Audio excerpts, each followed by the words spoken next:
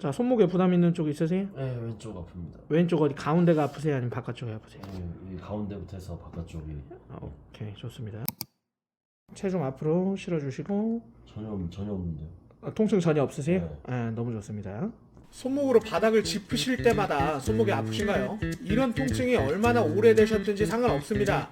단 몇 분 만에 바닥 짚기가 아주 편해지는 마술 같은 운동을 소개해드리겠습니다.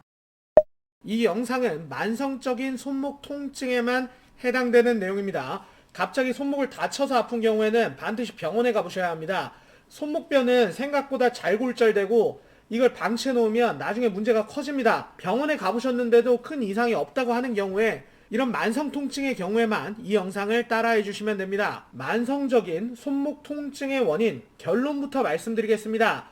바닥을 짚을 때 손목에 통증이 생기는 가장 큰 이유는 손목뼈들이 제대로 활주하지 못하기 때문입니다. 손목에는 8개의 뼈가 있는데 이 뼈들은 손목을 제끼거나 구부릴 때 적당한 자리로 움직여서 지렛대 역할을 합니다. 이 손목뼈의 움직임을 활주라고 하는데 이 활주가 제대로 되질 않으면 지렛대 역할을 해줄 수가 없게 되고 이 중수골과 전완골 사이에 손목뼈들이 눌리거나 혹은 어긋나면서 통증이 발생하는 것입니다. 이 통증을 무시하고 계속 손목을 사용하면 손목 인대들까지 무리가 가거나 혹은 손상까지 될 수 있겠죠. 손으로 바닥을 짚기가 불편하신 분들은 대부분 두 군데에서 통증이 나타나실 겁니다. 가운데 아니면 새끼손가락 쪽 손목에서 통증이 나타나시죠. 손목 가운데 생기는 통증은 손목뼈 중에서 월상골이라는 뼈가 활주가 잘 되질 않아서, 즉 손바닥 쪽으로 이 월상골이 잘 내려가질 않아서 손목 통증이 발생할 수 있습니다. 또 손목을 짚을 때 생기는 손목 바깥쪽 통증은 손목뼈 중에서 두상골과 유구골 사이가 좁아지면서 그 사이에 위치한 신경 터널이 눌리게 되어 통증이 발생할 수도 있습니다. 이런 손목뼈들의 활주 문제 외에도 손목 가운데를 지나는 이 정중신경의 뻣뻣해짐이나 손가락이나 손바닥을 구부리는 근육들이 뻣뻣해지게 되면 손목과 손가락을 당겨 올리는 행위를 방해하게 됩니다. 그러니까 자동차로 따지면 사이드 브레이크를 걸어 놓은 상태에서 출발하는 걸 상상하시면 됩니다. 사이드 브레이크를 건 상태에서 출발을 하려면 악셀을 필요 이상으로 세게 밟아야지 차가 나가죠. 마찬가지입니다. 정중신경과 수굴근들이 뻣뻣해지면 이 손목을 펴 올리기가 힘들어지게 되고 이걸 과하게 힘을 써서 손목을 펴 올리게 되면서 손목 뒤쪽 관절면이 좁아지게 되고 이로 인해 부담이 발생할 수 있게 됩니다. 그러니까 손목 바닥 짚기가 잘 되려면 이 정중신경과 수근 굴근들이 말랑말랑해져야 됩니다. 이론은 다소 어렵게 느껴질 수도 있었겠지만 운동은 참 쉽습니다. 시작하겠습니다.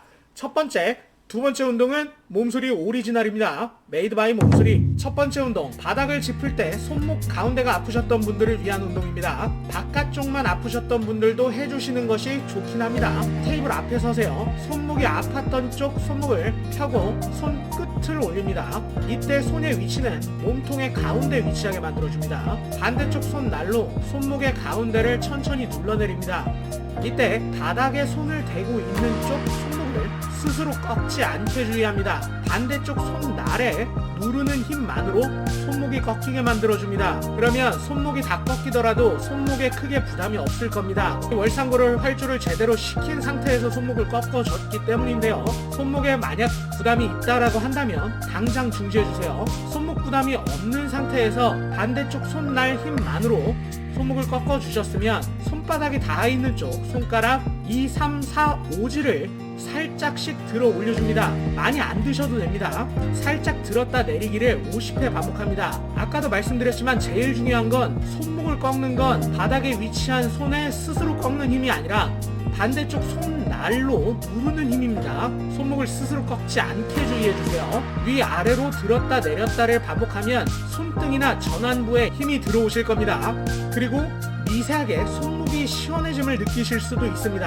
만약 손목 자체에 부담이 있으시다면 당장 중지해주시고 부담이 없으시면 50회 3세트 반복해주시면 됩니다. 두 번째 운동, 바닥을 짚을 때 손목 바깥쪽이 아프셨던 분들을 위한 운동입니다. 아까처럼 손목이 아팠던 쪽 손목을 펴고 손끝을 침대나 테이블에 올립니다. 마찬가지로 손의 위치는 몸통 가운데 쪽으로 옵니다. 반대쪽 손날을 새끼손가락 쪽 손목에 위치시켜 주시고 이 손날을 바깥쪽에서 안쪽 아래쪽 대각선으로 눌러 손목이 꺾이게 만들어줍니다. 손날에 누르는 방향은 안쪽, 아래쪽 대각선입니다. 아까처럼 마찬가지로 내 스스로 손목을 꺾는 게 아니라 반대쪽 손날만을 쓰셔야 하며 손목에 아무 부담이 없어야 합니다. 아까와 마찬가지로 2, 3, 4, 5지를 살짝 들어 올렸다 내리기 50회를 반복해 주시면 됩니다. 아까보다는 손등과 전완부에 조금 더 힘이 강하게 들어오는 느낌이 드실 겁니다. 반대쪽 손날의 힘을 잘 유지해 주셔야 하며 손목에는 아무 부담이 없어야 됩니다. 손목에 부담이 있으면 당장 중지해 주세요.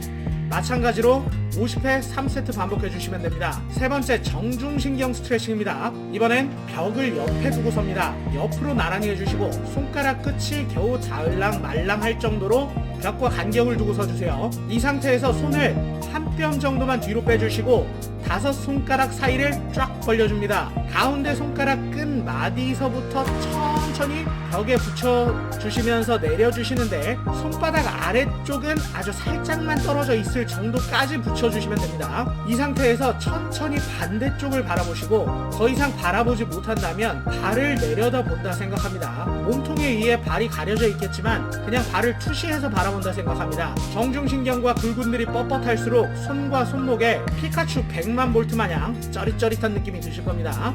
이 상태를 30초 유지해서 3세트 반복해주세요. 이 모든 운동들이 다 끝나신 분들은 다시 한번 손을 바닥에 짚어보세요. 손목 부담이 거의 없어지거나 아예 사라지셨다면 아주 잘 따라해 주신 겁니다. 자, 물론 이런 식으로 아픈 손목을 아프지 않게 만들어주는 것도 중요하지만 사실 손목 통증이 오지 않게 예방해주는 것이 더욱 중요합니다. 운동할 때 스트랩은 많이 쓰지만 손목 보호대는 또 따로 잘 안 들고 다니시죠? 손목 보호대 따로, 스트랩 따로 들고 다니지 않으셔도 좋습니다. 퀵그립 하나로 손목 보호와 스트랩 역할까지 동시에 할 수 있으니까요. 몸수리 구독자 여러분께만 하이엔드 퀵그립을 특별 할인 판매합니다.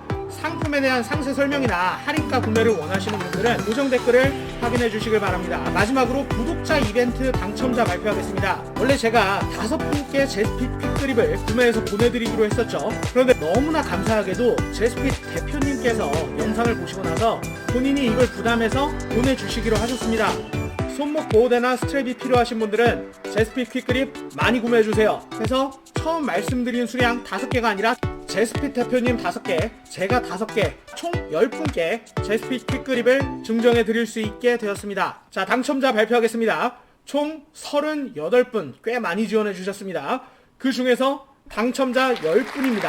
당첨되신 분들은 제가 개별적으로 메일을 보내드릴 것이니까 이제 메일 확인해 주시고 메일 내용 답장해 주시면 됩니다. 아쉽게도 당첨되지 않으신 분들은 제가 더 열심히 영상을 올려서 유명해져서 더더욱 좋은 기회, 많은 이벤트 해드릴 테니까 아쉽지만 다음 기회를 노려주시기 바랍니다. 다들 다음 시간까지 건강하시고 행복한 시간 보내시길 바랍니다. 감사합니다.